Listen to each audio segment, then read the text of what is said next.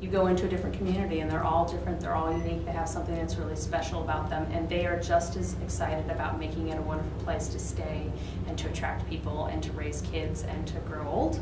And they're also really excited about having come people who may not stay but come and enjoy the resources and support what's going on in our communities. And I think that's really the focus for me in New Hampshire. Is it's a beautiful state. We have a lot of beautiful places, and a lot of those beautiful places are rural. Certainly people see a lot of benefit to living in rural areas, certainly those who are really interested in living, I'm going to say, healthier lifestyles. I'm going to say having better access to recreational activities, opportunities, having access to the real source of things like food, things that we eat, things that we drink, and who feel as though there is a real benefit to that, and lifestyle is certainly an important piece of that. What we think is really good is that we are a major employer in our community, as many health centers are in rural environments. We are about the 4th largest employer. So in addition to being an economic driver because we provide primary care and keep that stable in our community, we're an economic driver as an employer as well. Families to know that we touch 100 families a year, for example, who now have access to a child psychiatrist in their local community. I like to call it a local access point to a specialist. So they're going 5 miles down the road and hooking up with a Dartmouth-trained and Dartmouth-staffed psychiatrist for their child. And you know, we could never provide that specialty care without that relationship. But the fact that we're in a rural area like this has allowed us to establish pretty close relationships with the schools up here. We've got 8 different prevention youth councils that we fund and help support in the North Country at high schools and middle schools. So the prevention youth councils that we support in these schools go out and get youth leadership development and training in prevention activities and learn about the value of environmental prevention efforts in there. And they band together and form one regional prevention youth council. And we know that there's one school in our region that reduced last 30-day use of alcohol by 13% in a 2-year period. You can look at that school and say, what's different? What's different is they have a prevention youth council in their school now that's standing up. The rural setting I like because I get to do probably a lot more than what like a city nurse would do, because she would have more resources. We don't have a lot of resources, so we do the best we can with the little time that we have with the kids here. That's what I like about my job. When I first started, I thought I had to fix their whole world, you know, their home life, everything, but you can't do that. So what I like is to do the little piece of time I have with the kids. I like to help them as much as I can, give them tools to use outside of school to take care of their health.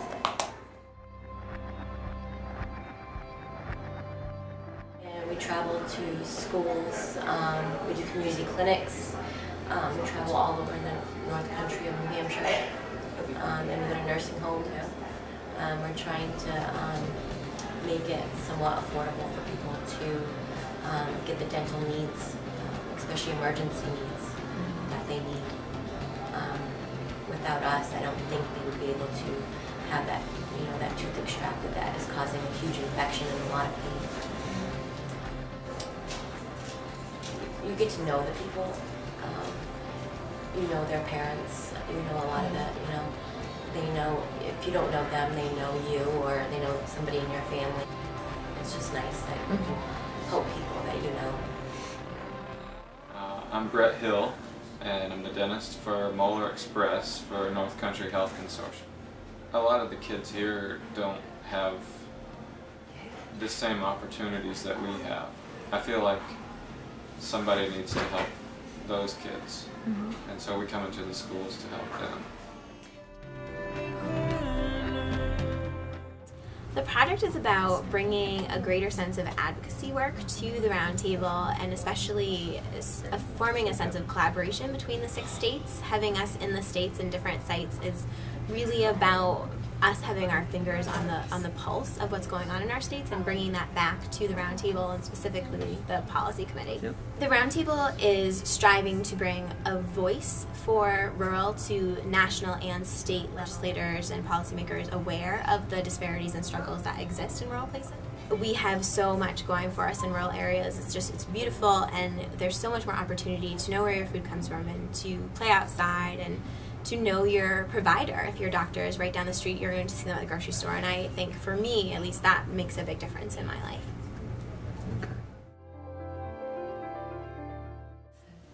I'm Louise Danforth. I'm the program coordinator for Monadnock Healthy Teats to Toes. I'm Donna Poe, registered dietitian, aka the nutrition detective.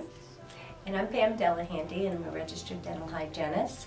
They're known as the Tooth Fairy's Helper, and along with Donna, we visit Head Start through 3rd grade, and I provide, in addition to education, preventative dental services like dental screenings, cleanings, sealants. We do weekly fluoride rinse programs in some of our schools, and then we make referrals for care. We work in the Monadnock Community Hospital, what's called catchment area, so there's 14 towns in that catchment area, and our particular program is in 4 preschools and 14 elementary schools, so essentially we span from preschool, which is around 3 to 4 years old, up to 3rd grade. This program sees approximately 2,000 children every year. Just Pam and Donna. The Tiger Treatment Center, which is based at Newport Health Center, it's a school-based clinic.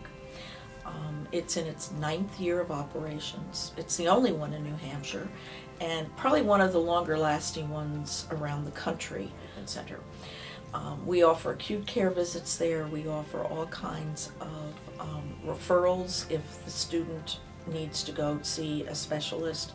If the student doesn't have a primary care physician, we can refer them to one at Newport Health Center. What we have found is that it's a really good way to keep students in school and to allow parents not to have to leave to take their child to the doctor. We can do rapid strep tests, we can take temperatures, we can administer, working with the school nurse, the allergy medication. So I think in that sense it works also from the attendance perspective. The faculty at Newport Middle High School is also eligible. So I think that's one of the things we're proudest of.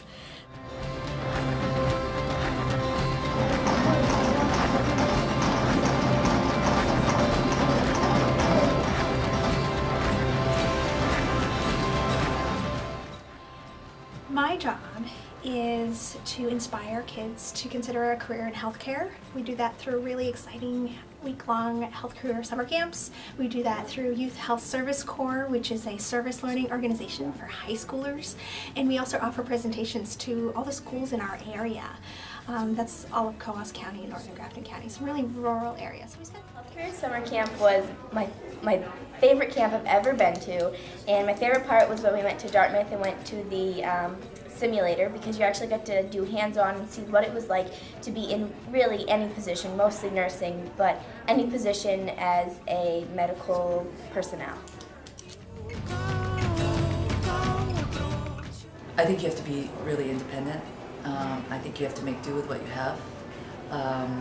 And those are the qualities that you have to have. If you don't have those, then you're not going to enjoy it because you are on your own. It is an independent practice. I think they have to be passionate, they have to be dedicated to what they do, they have to like living in a small town. Is that sense of community, is that belief that we take care of each other. And I do think that there is something in people who work and live in rural areas that just becomes part of who you are. It certainly has become part of who I am. There's some neat folks. They are independent, they are driven, they have a work ethic, They have to. They have to, because you have to drive to get everywhere. You have to get yourself where you need to go. It's beautiful, but it has its challenges, and I think that's what makes the people here, and I'm one of them, so resilient. Creativity is high on the list. You know, the challenges that we're faced with and the solutions really do require a creative mind. Truly believing in rural has got to be on the list, and you know, you have to be able to look in the mirror and know that you're a rural provider because you believe that rural America is the place to be.